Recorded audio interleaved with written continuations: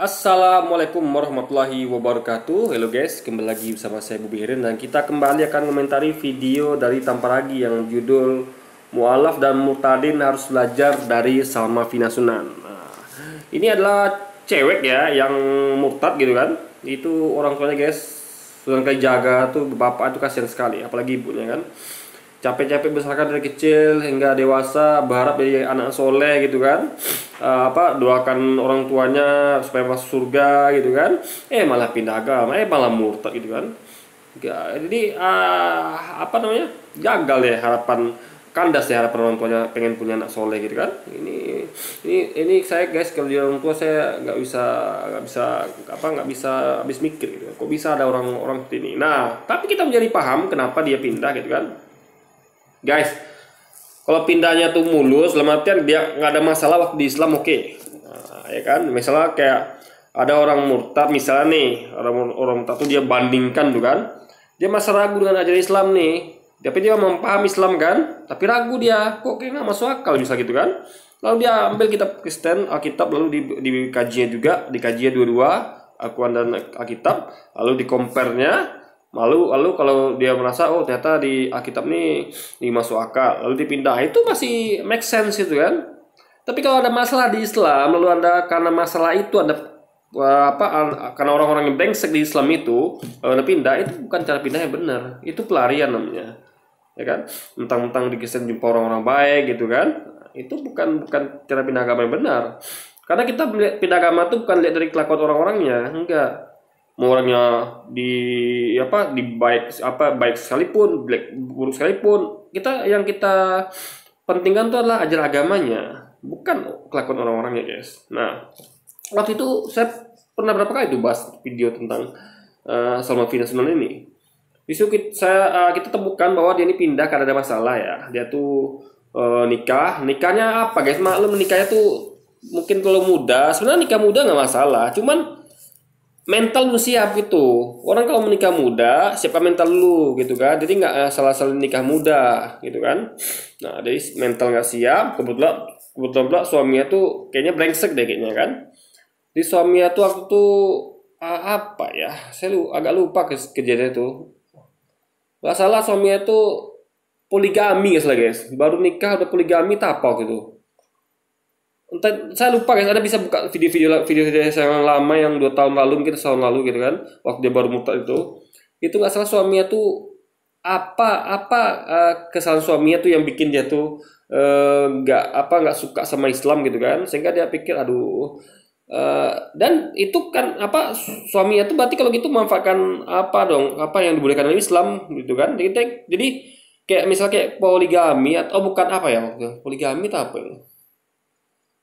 Lupa saya guys ya, intinya adalah suami itu tidak menjalankan agama dengan baik gitu kan, dengan benar. Bahkan waktu itu saya lupa guys, mohon maaf ya, pokoknya Anda tinggal cek video saya. Tapi intinya itu bukan masalah yang saya sebutkan tadi, yang mana dengan cara benar pindahnya, tapi betul-betul ada masalah sama suaminya sehingga itu membuat dia pergi ke dunia malam nggak selesai itu. Lalu dia dihibur lah oleh teman-teman barunya yang dari Kristen gitu, sehingga dia terharu gitu kan. Ternyata masih ada orang baik. Suamiku jahat, ternyata ini orangnya baik gitu kan. Berarti ini langsung dia hubungkan dengan agamanya gitu kan. Berarti kalau gitu Kristen baik ya ajarannya. Berarti ajaran Islam jahat ya, kan nggak benar tuh guys. Lihat ajaran agama dari kelakuan orangnya, itu cara pindah yang salah. Dan itu udah saya bahas di video saya, tinggal tonton aja lagi. Katakan, hai Salma, boleh share perjalanan kamu?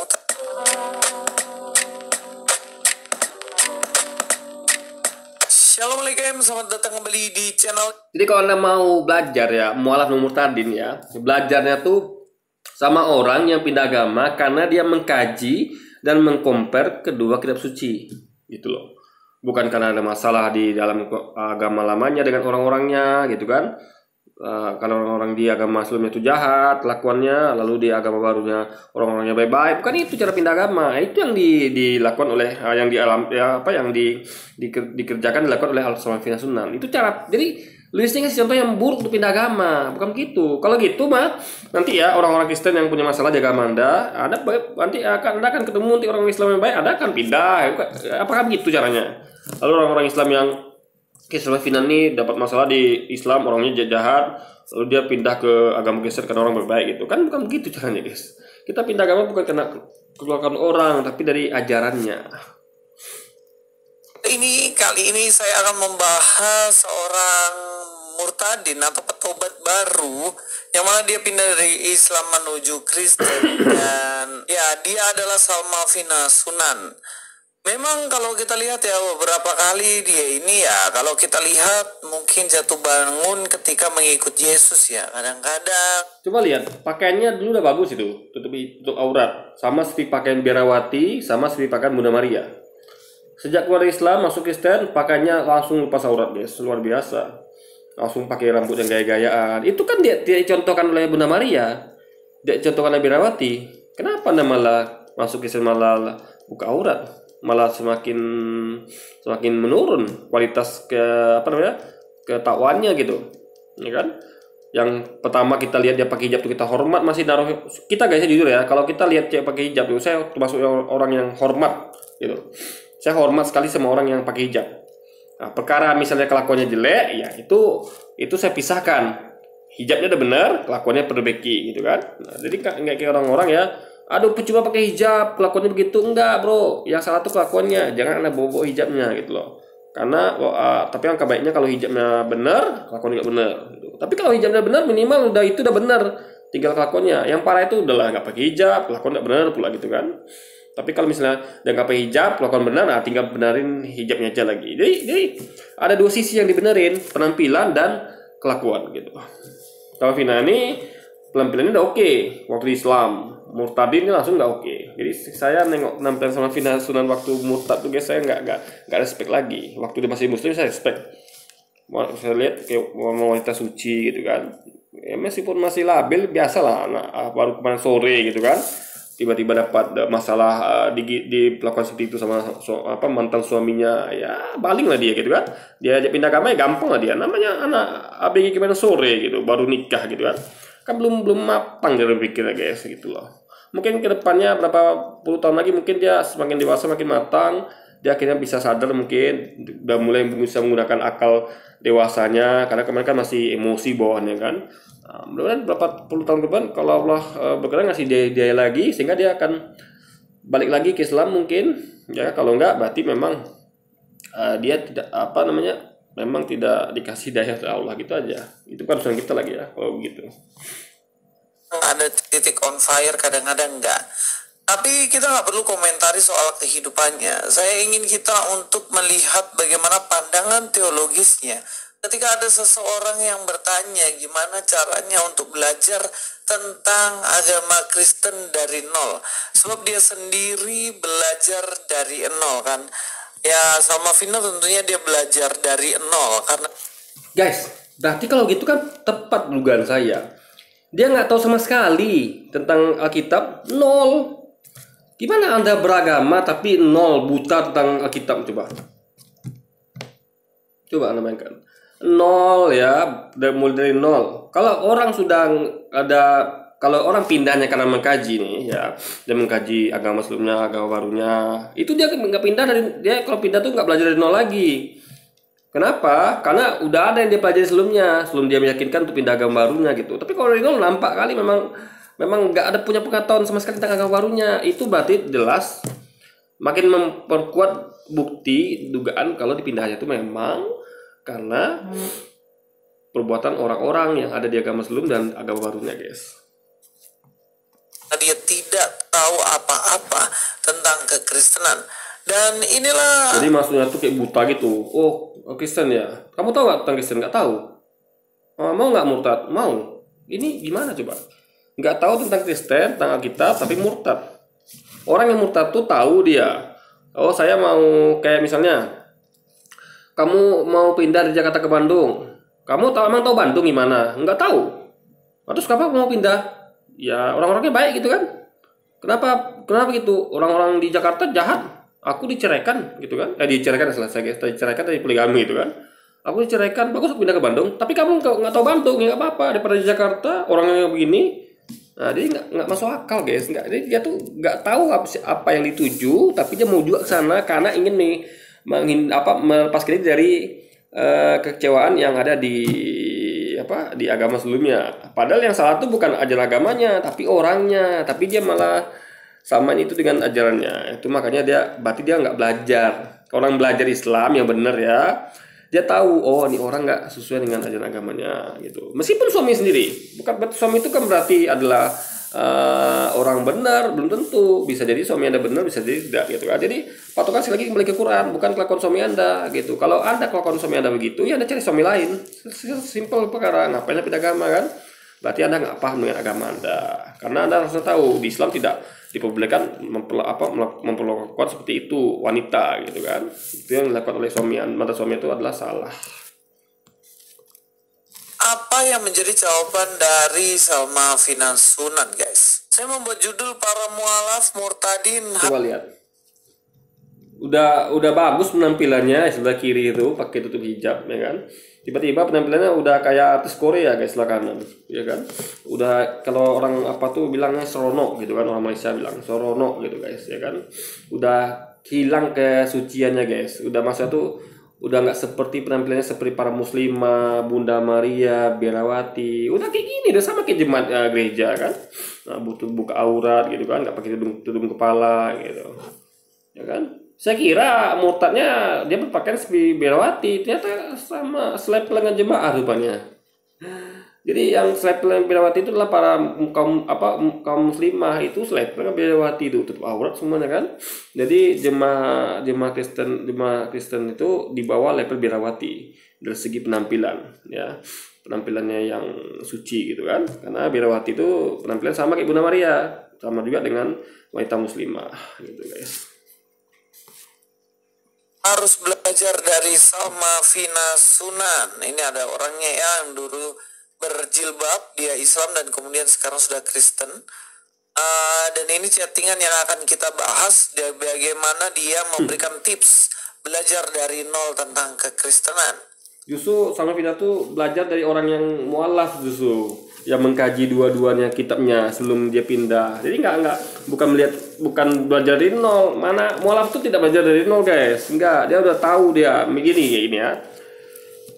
Mualaf kenapa pindah ya, saya kasih tahu ya. Dan Anda juga sering tuh dengar vlog-vlog mualaf. Mereka pindah tuh pertama karena mereka yakin Tuhan itu satu. Tuhan itu tidak punya anak, tidak diperanakan, dia tidak menjadi manusia, dan itu Tuhan itu ada di agama Islam, yaitu namanya Allah. Dialah Tuhan satu-satunya yang tidak kelihatan, yang hanya dia disembah, dan dia tidak menjadi manusia, dan dia tidak bisa dibunuh, nggak bisa bangkit kembali karena nggak pernah mati. Gimana bangkit kembali gitu kan? Nggak pernah ngantuk, nggak pernah tidur, nggak pernah dilahirkan, nggak pernah disusui ibunya, nggak pernah dibesarkan ibunya, gitu guys. Itu baru Tuhan. Jadi mereka udah ngerti Tuhan itu apa dalam Islam. Mereka nggak perlu lagi belajar dari nol gitu. Udah ada dasarnya gitu kan. Lalu mereka juga mengenai kayak di kitab mereka temukan, kitab ini ternyata babi haram dimakan. Tapi kenapa yang perjanjian barunya beda lagi katanya? Katanya yang haram itu adalah semua yang keluar dari mulut. Nah, ini kan beda lagi nih, kok kontradiksi gitu kan. Padahal Yesus katakan hukum Taurat kitab Nabi itu masih tetap berlaku selamanya sampai lenyap lagi dalam bumi gitu. Jadi mereka mempercayai itu, dan mereka temukan ternyata diakon juga sama diharamkan gitu kan. Nah, jadi mereka tahu hal gituan. Lalu hukum sunnah diakon juga ada gitu kan. Lalu masalah penyaliban Yesus, ternyata Quran itu bukan disalibkan tapi diganti orang dengan diserupakan dengannya. Jadi mereka tuh udah bukan dari nol lagi para mualaf ini. Jadi kalah nih sama Finansunan, kok belajar dari nol gitu kan. Berarti itu ternyata Anda nggak tahu tujuan Anda. Ya Anda tuju ke situ tapi Anda nggak ngerti gitu loh. Makanya Anda belajar dari nol kan. Kalau dia ngerti tentang tujuannya, agama barunya, dia tidak mungkin belajar dari nol. Berarti itulah guys, pindah agama yang ngasal namanya gitu loh. Nggak tahu, nggak ngerti dengan agama barunya, dia pindah aja gitu kan. Oke, kita mulai saja langsung dari isi chattingnya. Dari isi chattingnya di sini kita tahu sendiri ya, dikatakan ask me anything anonymously. Dikatakan, hai Salma, boleh share perjalanan kamu termasuk buku, bahan, dan lain-lain. belajar firman Tuhan dari titik nol sampai saat ini. Temen aku baru aja percaya and she don't know where to start learning about our Almighty God. Thank you, katanya. Ya, di sini ada pertanyaan mengenai gimana cara belajar dari nol. Karena ada temannya perempuan yang... Jadi dikatakan Tuhannya Maha Kuasa. Faktanya Tuhan di Kristen tidak Maha Kuasa. Kalau mau jujur ya, Tuhannya masih bisa dikuasai oleh para tentara Romawi sehingga disalibkan dan dibunuh gitu kan. Kalau Tuhan Maha Kuasa tuh gak ada yang bisa menguasai Tuhan guys. Anak gak bisa bunuh dia, gak bisa ganggu dia, gak bisa pukul dia. Itu baru yang Maha Kuasa, ya kan. Dia yang Maha Kuasa atas segala sesuatu, semuanya tergantung sama dia, gitu guys. Jadi bukan nasib dia tergantung di tangan para tentara Romawi, enggak, justru tentara Romawi itu ya nasib tergantung di tangan dia, gitu kan. Ini kan terbalik sama mereka ini. Baru bertobat dan dia harus belajar dari Ini, nol aduh, untuk mengenal. ini hari hujan guys ya. Mohon maaf ya, ini hari hujan saya nggak tahu nih suara saya mungkin kedengaran apa enggak. Tambah lah, ini ada cara pelantikan ketua RW di komplek kami nih. Udah tahu jam ini masih juga dangdutan tuh kan. Ini menurut suaranya nggak masuk lah ya. Saya takutnya mengganggu apa kita guys, pembahasan kita juga takutnya karena copyright karena itu dangdut gitu kan. Saya juga nggak suka musik-musik gitu guys ya kan. Udah jam berapa lagi gini kan. Tapi ya sudahlah, kita hidup di lingkungan seperti ini gitu. Ya kan? Saya makanya saya malas guys kalau ada pemilihan ketua RW gitu ya kan. Karena menurut saya nggak ada gunanya guys. Orang kalau ini kan pakai budget nih kan. Ini saya sedikit lebar ya. Ini kan pakai budget nih. Pakai dana kas nih, dangdutan gini. Kenapa nggak dana ini pakai untuk jalan kita ini banyak lubang nih, jalan komplek ini. Kenapa nggak timbun jalan coba? Atau rumput-rumput jalan besar itu kiri kanan itu udah mulai tinggi rumputnya tuh, udah hilang, nggak nampak lagi paretnya. Kenapa nggak itu diratakan rumputnya? Di apa namanya tuh? Di apa namanya? Di rondap atau di apa ya? Dipotong rumputnya, pakai potong rumput gitu kan? Ini malah adakan acara dangdutan, gitu kan?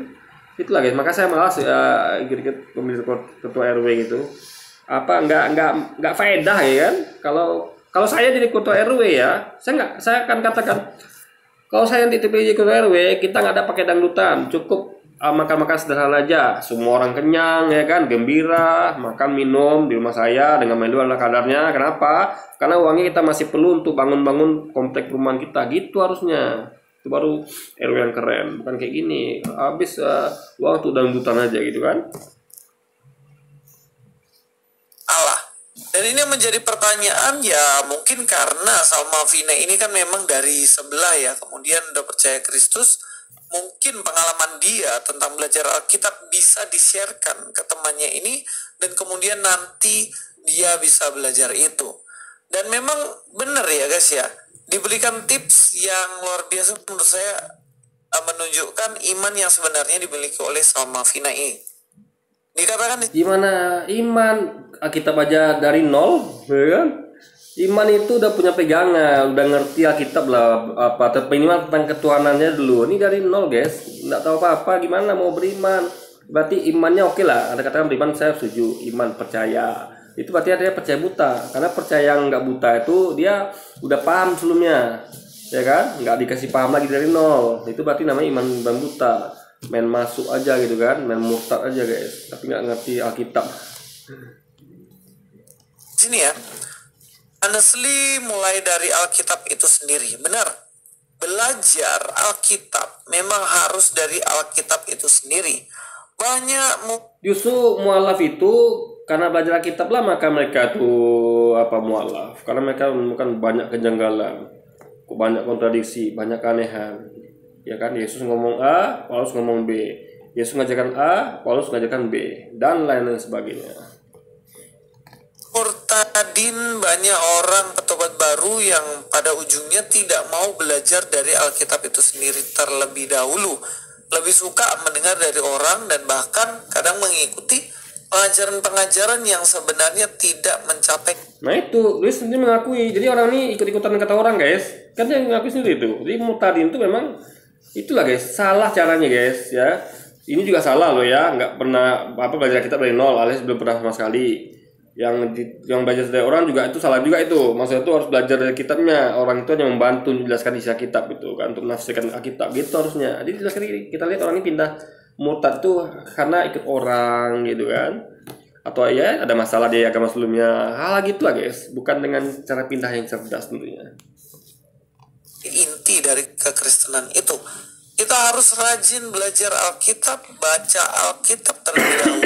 Kenapa? Supaya kita tahu kronologi, bukan belajar membaca, menghafal Alkitab, enggak, tapi memahami konteks dalam Alkitab. Oh, menghafal nggak penting ya kan. Nah sekarang sih coba ya kita bahas Matius 7 pasal 21-23 yuk. Nah, ayo. Saya nggak perlu bawa apa nih, nggak perlu bawa Alkitab online segala macam nih, semua di kepala saya guys. Ya, karena saya banyak hafal Alkitab, tapi saya yang hafal ayat sama nomornya langsung sama isinya ini cuman, karena itu paling gampang diingat, yang sering saya pakai gitu kan, dalilnya gitu. Matius 7 pasal 21 Matius pasal 7 ayat 21-23. Ya, nih saya bacakan. Pasal apa ayat 21-nya adalah, bukan setiap orang yang menyebut aku Tuhan Tuhan yang akan masuk dalam kerajaan surga, melainkan yang melakukan kehendak Bapa-Ku di surga. Ya kan? Yang pasal apa ayat 22-nya, pada hari terakhir banyak orang akan berseru padaku, Tuhan Tuhan, bukankah kami telah berbuat dengan namamu, mengusir setan dengan namamu, dan melakukan banyak mujizat dengan namamu? Ayat 23-nya berbunyi, pada saat itu aku akan berkata kepada mereka semua, hanyalah kalian semua di hadapanku, aku tidak mengenal kalian, wahai pembuat kejahatan. Nah, apa gunanya menghafal itu? Ya kan? Karena saya lebih hafal ya kan daripada Louis. Tentu ketika saya mengkajinya itu saya nggak perlu lagi cari buku gitu kan. Semua dari kepala saya. Bahkan artinya pun tafsirnya pun udah dalam kepala saya semua. Saya lebih siap daripada Louis. Jadi kalau debat misalnya saya tinggal tanya, Louis, ayo kita bahas Matius 7 pasal 21-23. Dia masih bingung lagi nih nyari mana ya. Kalau saya langsung cepat lama amat gitu kan. Nah, langsung kita adu gitu kan. Nah, dari segi bahasanya bagaimana? Di situ ada kata melainkan, lalu bukan setiap orang. Itu kalau orang nggak ngerti kata-kata sederhana kayak gitu ya, nanti kacau deh guys. Jadi kayak bukan setiap orang ya. Itu ada dua makna.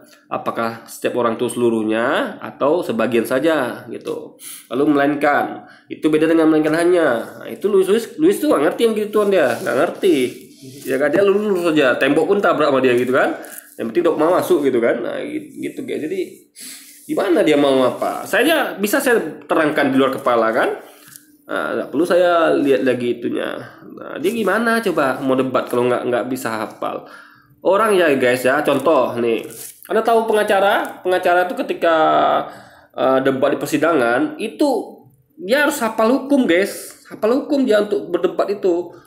Coba Anda bayangkan ya, pengacara hukum nggak hafal sama sekali kitab hukum pidana. Jadi dia ketika persidangan waktunya debat dia cek lagi tuh. Cari lagi dia, oh ini pasal berapa ya, kitab berapa, hukum berapa ya. Nah, lawannya yang siap gimana? Bapak kelamaan ya kan, itu pak, itu kitab hukum pidana pasal sekian, halaman sekian, ayat sekian gitu kan. Jadi gimana mau debat coba di persidangan begitu? Udahlah mencari apanya lama, dapat tangga, lalu lagi mencari mengingat apa tafsirnya, kan kacau guys. Jadi nggak efisien. Makanya menghafal tuh gunanya adalah agar efisien dan apa ya namanya ya, intinya menghafal begini. Saya contoh kayak Anda mau naik pesawat lah yang paling rumit ya. Kalau naik motor mungkin mobil masih gampang lah, cuman rem kanan, rem kaki ya kan, gas sama rem gas tangan atau gas kaki, semacam lah, setir gitu kan. Nah, tapi coba pesawat ada dua pilot, yang satu nggak hafal dia posisi tombol, ya kan, nggak hafal ya posisi tombol ini, lalu gunanya untuk apa, dia nggak hafal ya kan, nggak hafal dia, tapi dia paham misalnya, oke lah dia paham.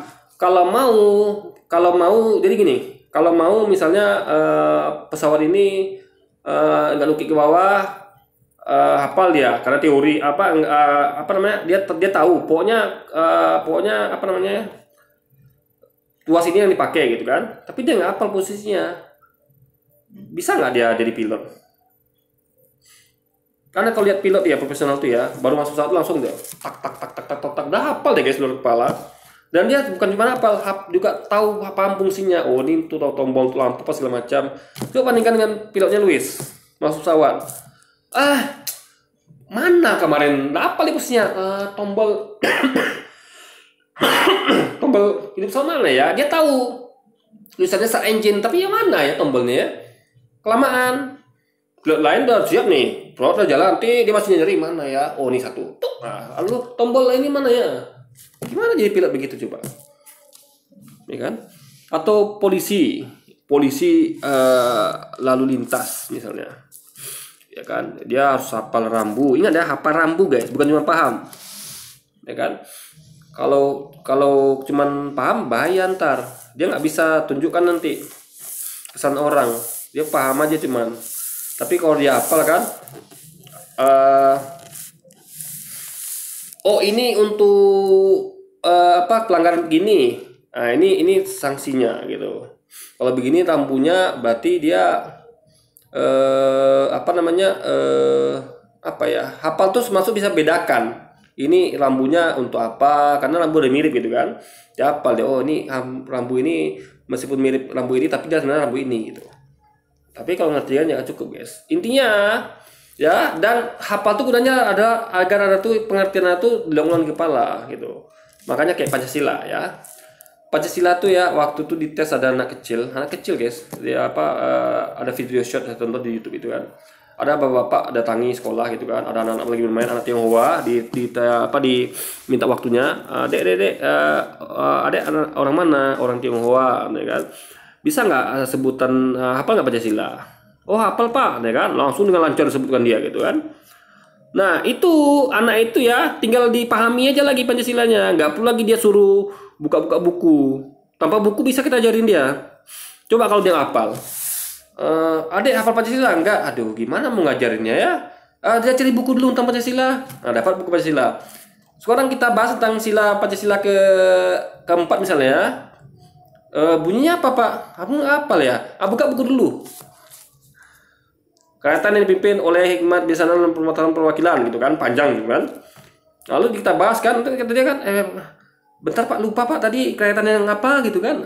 Jadi dia untuk ngapal ya belum beres. Gimana mau selesai pada ininya, coba ngerti nggak? Hafal itu ya gunanya adalah sama kayak contoh ini. Saya sering kasih contoh di video saya, contoh kayak latihan bela diri.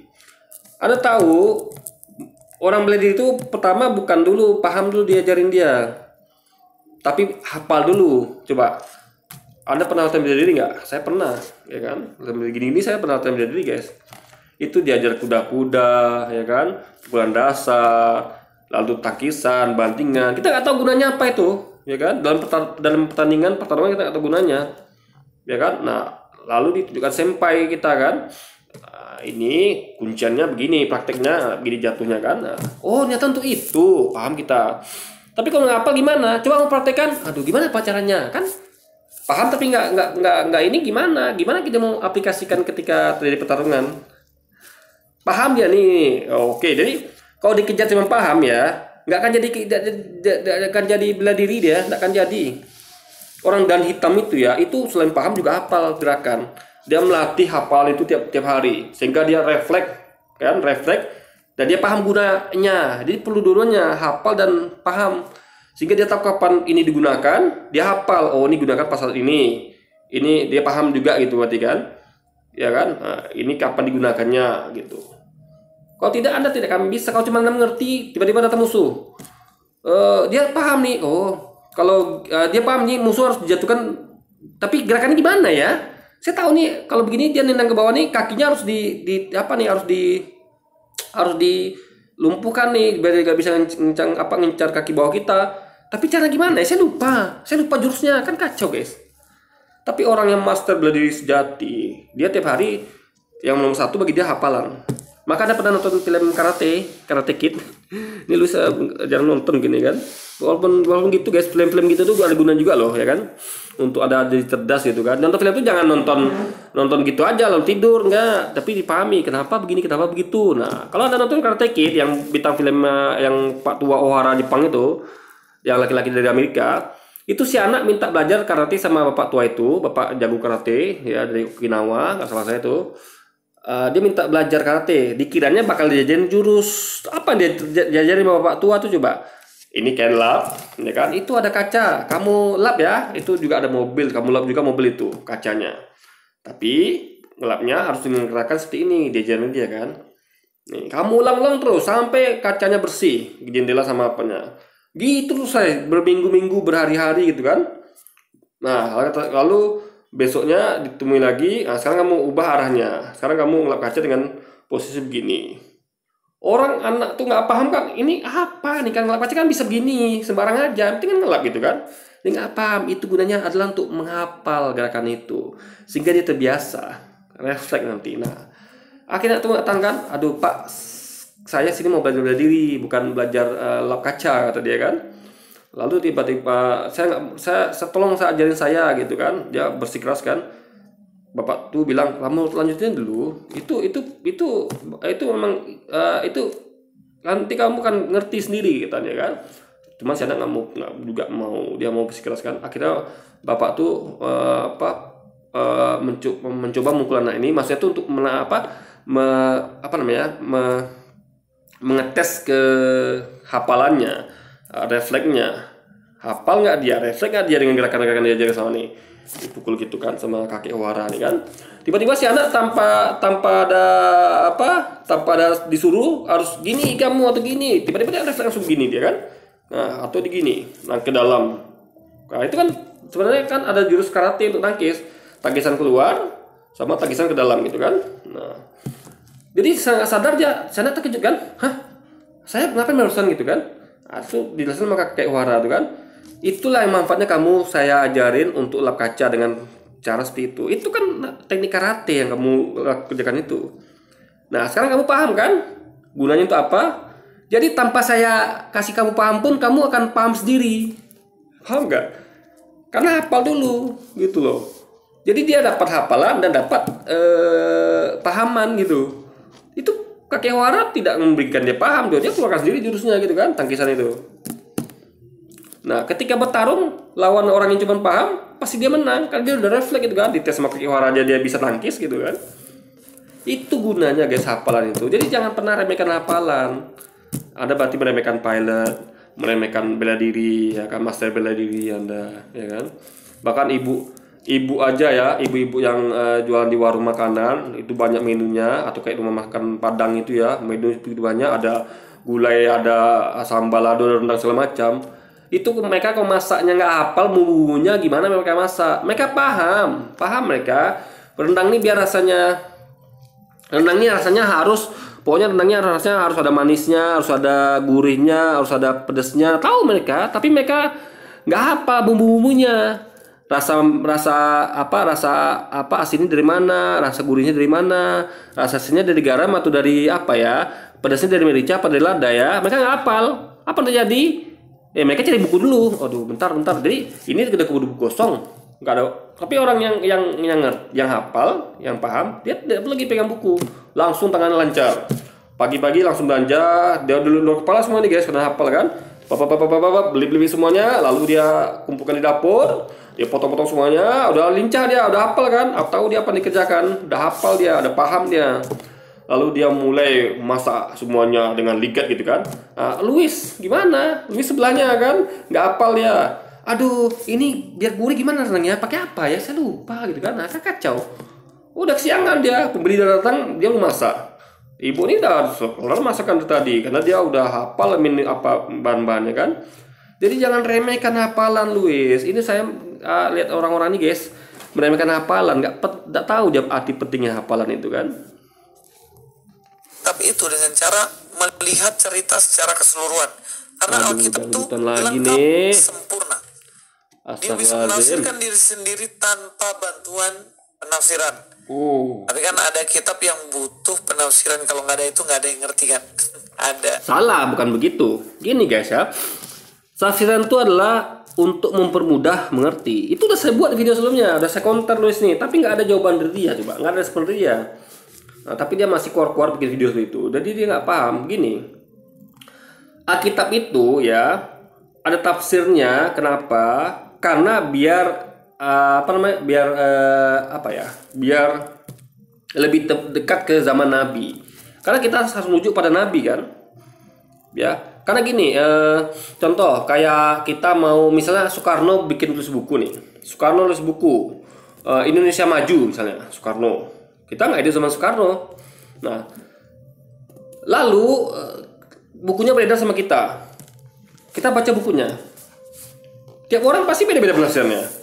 Wah, menurut saya Soekarno ngomong ini begini, karena yang lain ngomong kayak gini lagi. Nggak ada keseragaman. Kenapa? Karena mereka punya masing-masing pandangan sendiri, sudut pandang sendiri. Karena tiap orang beda-beda isi kepalanya. Nah, untuk itu perlu dilihat siapa sih teman Soekarno, siapa sih yang orang yang menuliskan buku itu. Nah, jadi orang itu yang langsung bertanya ke Soekarno. Misalnya Soekarno menuliskan kan biasanya Soekarno tuh ada kayak nabi-nabi itu, Nabi Muhammad itu kan, atau Yesus itu kan yang nulis firmannya tuh yang disampaikan dia tuh kan para sahabat ya biasanya. Kalau Nabi Yesus tuh Al-Hawariyun itu yang nulis kan. Harusnya. Tapi nggak ada bukti sampai sekarang. Yang ditemukan malah kanonisasi yang tidak diketahui siapa penulisnya. Cuman disebutkan situ dianggap itu tulisan Matius, Lukas. Padahal belum tentu karena tidak ditemukan. Setelah terima nggak ada, ditemukan gitu aja. Tidak ada tulis siapa penulisnya, sumbernya nggak ada. Cuman dikira-kira aja gitu guys. Kalau Islam tidak, turun-temurun jelas dari Nabi ke para sahabat. Nah, jadi sahabat itu ketika dia nggak paham Nabi ngomong apa, gitu kan? Bukan paham ya, maksudnya tuh karena bahasa Quran ini tinggi, lalu juga bukan cuma itu ya, ada hal-hal tentang masa depan misalnya. Itu kan contohnya kayak perjalanan Nabi dari Mekah ke dari Madinah Mekah ke atau Madinah, dari Mekah atau Madinah saya lupa, yang Isra Mi'raj ya dari Madinah ya dari Mekah atau Madinah saya lupa guys, mohon maaf, yang pergi ke Masjidil Aqsa ya, itu kan sampai ke Sidratul Muntaha, pulang balik lagi ke Mekah atau Madinah, itu gitu kan, itu dalam semalam. Jadi mereka bingung kok bisa gitu kan. Nah, gimana kalau nggak dijelasin? Nah, kalau sekarang kita udah tahu, udah ada teknologi untuk itu gitu kan. Nggak heran lagi kita kalau sebentar udah nyampe orang jarak jauh gitu kan. Kemarin papa saya itu berobat ke Semarang, berangkat dari sini jam 6:30 pagi, jam 11:30 siang udah nyampe Semarang guys. Itu kan transit itu di Jakarta loh. Jakarta tuh transitnya dari jam berapa ya? Dari jam 8:30 sampai 10:30, 2 jam transit Jakarta.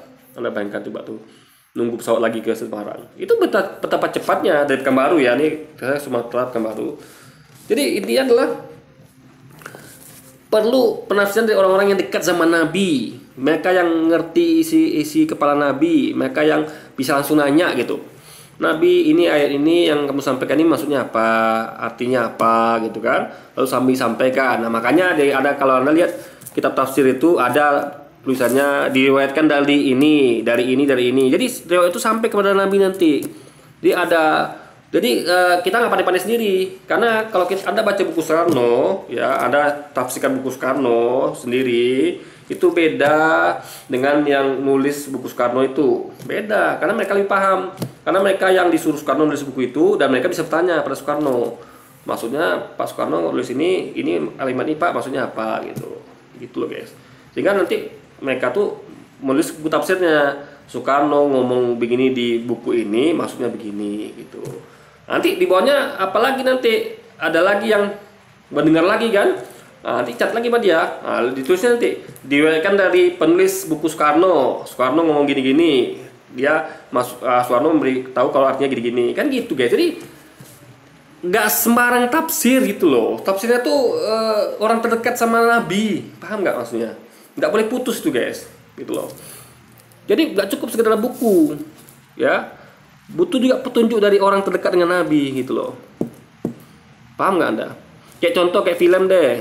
Misalnya Anda tonton film 2012 ya nggak salah, yang film kiamat itu kan.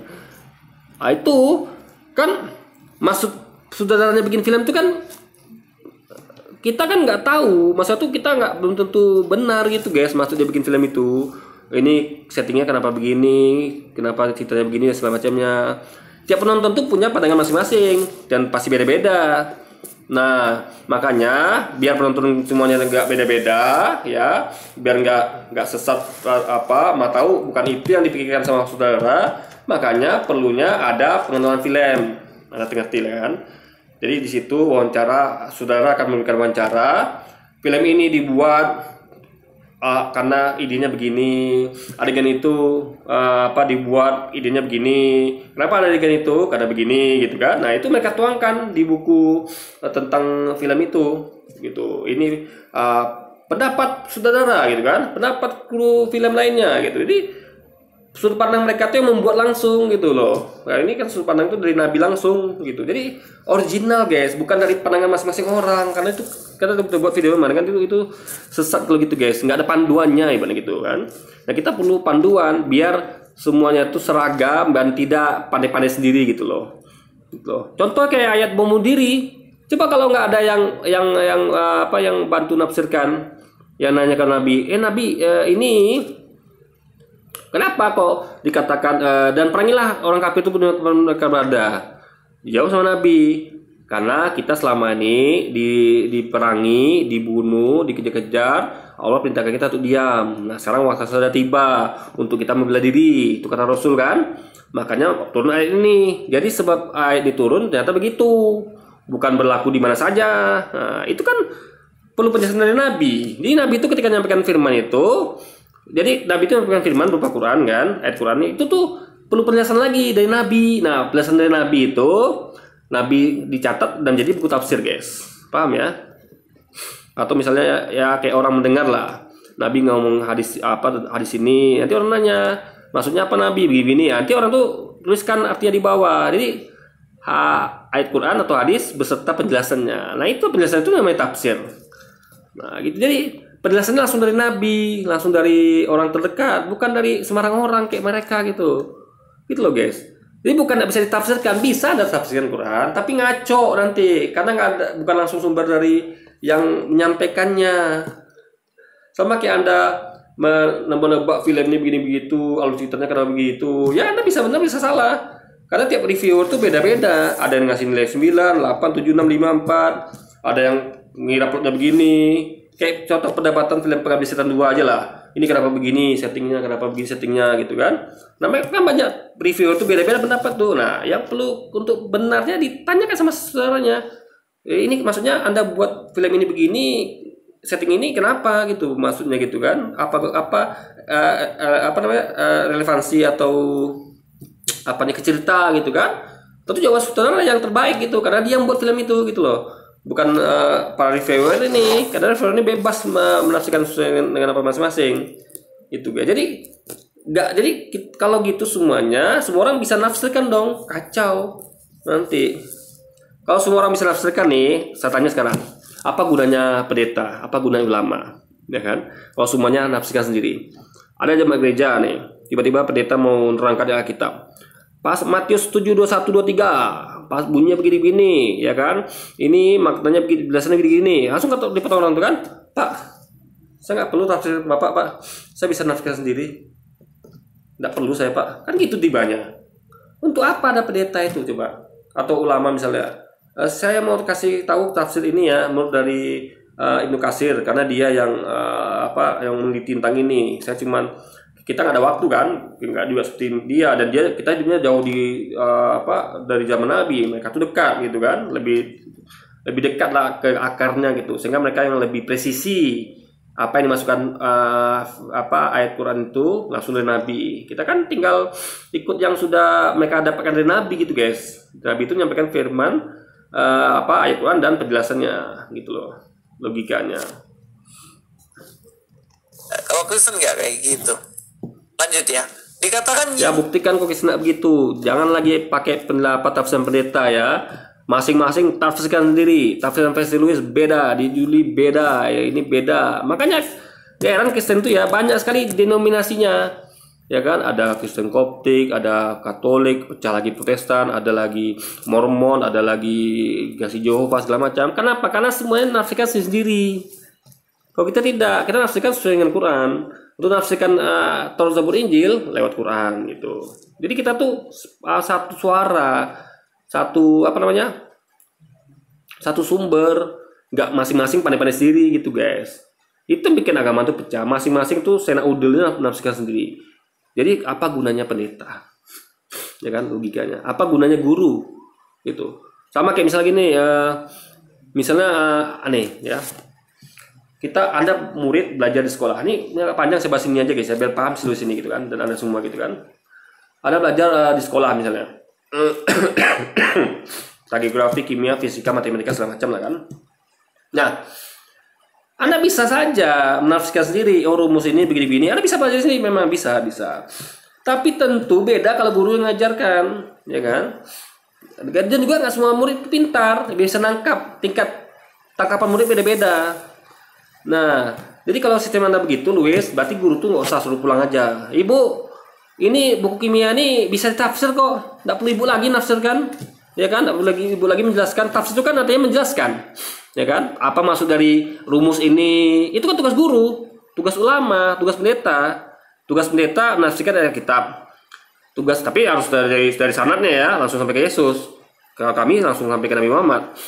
Ulama langsung ke sampai Nabi Muhammad, ya, tafsirnya melalui Ibnu Katsir yang mengumpulkan itu semua penjelasan dari Nabi itu kan. Nah, itu tugas ulama. Nah, kalau di sekolah namanya tugas guru untuk menjelaskan rumus-rumus kimia, matematika atau teori biologi, sejarah, geografi dan segala macamnya. Tugas guru, karena nggak semua murid paham. Kalau diserahkan sama murid, ya berarti gini sistem sekolahnya. Anak-anak, karena kitab kimia ini bisa ditafsirkan oleh kalian, ya kalian nih, anak-anak saya tercinta nih. Kalau gitu saya pulang ya. Tugas saya sini cuma bawa buku. Nih ada buku kimia, matematika. Silakan tafsirkan sendiri. Karena ini bisa ditafsirkan sendiri nih. Gak perlu saya lagi gitu kan. Lalu dia pulang. Bye-bye gitu kan. Apa yang terjadi? Kacau guys. Orang tua marah. Nih guru apa sih kerjanya? Ya kan? Anak saya disuruh tafsirkan buku kimianya. Padahal yang tahu tuh gurunya harusnya kan. Karena dia yang belajar lebih dulu sama guru sebelumnya gitu guys. Dan hal-hal begituan. Jadi Luis ini nggak paham. Hal gitu dia nggak paham ya. Jadi bukan nggak bisa ditafsir Quran itu bisa, cuman kacau nanti nggak sesuai dengan yang Nabi sampaikan penjelasannya gitu loh. Sampai kayak guru tadi bisa, anak tuh bisa belajar kimia sendiri dari buku tuh bisa, tapi yang pintar-pintar aja ya, yang cepat nangkap, yang nggak ribet nih. Aduh, saya butuh bertanya nih gitu kan. Makanya guru tuh kan sering nanya di kelas tuh. Ibu udah jelaskan tadi ini, bahkan udah jelaskan lagi kan. Sekarang waktunya bertanya, siapa yang nggak paham penjelasan ibu kan gitu kan? Itu guru yang baik kan? Bukan suruh anaknya, anak-anak ini ada buku kimia, ibu pulang ya, kalian belajar sendiri gitu kan, nggak gitu. Nah itu yang Luis tidak pahami hal gitu guys, yang logika sederhana seperti itu aja dia nggak paham gitu kan? Pasti belajar mengenal Tuhan, belajar mengenal Tuhan nih benar. Karena kita memang harus mengenal Tuhan kita. Karena kalau kita tidak mengenal siapa yang kita... Iya, berarti kan belum kenal sama sekali. Karena dari nol. Gimana pindah agama tapi nggak kenal Tuhannya. Kenalnya baru nol. Berarti kan main pindah-pindah aja gitu kan. Orang kalau mau pindah tuh udah kenal dulu Tuhannya. Udah kenal, udah paham banget Tuhannya. Ya kan, baru yakin, baru pindah. Ini belajar dari nol. Belajar mengenal Tuhan. Berarti kan dia nggak kenal Tuhan sebelumnya. Lalu tiba-tiba pindah agama, itu kan cara pindah agama yang salah guys. Makanya saya sampaikan ini buktinya udah banyak di video ini aja. Dan saya udah sampaikan bukti juga di video sebelumnya tentang orang-orang murtad ini gitu kan. Percaya untuk apa? Sama kayak kalian pacaran dengan orang yang sebenarnya kalian nggak kenal orang itu. Ya untuk apa kan? Nggak ada gunanya kan. Makanya dikatakan sini, ya. Justru pacaran tuh nggak ada gunanya. Ya. Pacaran tuh guys ya, saya kasih tahu ya. Anda kenal pun nggak ada gunanya. Anda mau bermesraan, belum waktunya. Kalau ada keterusan, hamil anak orang. Ya kan? Minta tanggung jawab, nikah, kecepatan. Belum mapan. Ya kan? Nggak mau nikah, anak digugurkan. Nggak ada bener itu pacaran guys. Ya kan? Percaya deh sama saya, nggak ada benernya. Gitu loh. Jadi kalau mau mengenal itu, nikah, taruh. Bukan hanya mengenal dia, tapi juga keluarganya. Jadi Anda tuh datang ke rumahnya, ya kan? Kalau minta waktu sama keluarganya, ibu, saya mau taruh mana ibu ya, anak kamu juga ya, dek ya, abang mau taruh sama kamu. Kasih waktu ya, kira-kira sebulan, 2 minggu. Kalau berapa minggu tuh sebentar kali, abang butuh mengenal kamu lebih jauh. Tapi betul-betul taruh ya, bukan cipika-cipiki atau ngajak mojo, bukan. Bukan ngajak nonton, tapi fokus ngobrol. Karena taruh tuh fungsinya adalah ngobrol. Mengenal tuh dengan cara ngobrol. tanyakan bapak ibunya, adik-adiknya, kebiasaan kakaknya apa saja gitu kan. Guys, ini hujan makin lebat ya. Jadi kita skip dulu video kali ini. Nanti kita sambung lagi guys di part 2 mungkin ya. Ini masih panjang pun videonya kan. Oke. Jadi ini balik gangguan nih, musik lagi kan, hutan, hujan lagi. Kita sambung lagi video selanjutnya. Wassalam, part 2 nya nanti ya. Mungkin besok saya buat lagi karena ini hujannya lama mungkin. Saya mau tidur dulu gitu kan. Sampai jumpa lagi di video selanjutnya. Wassalamualaikum warahmatullahi wabarakatuh.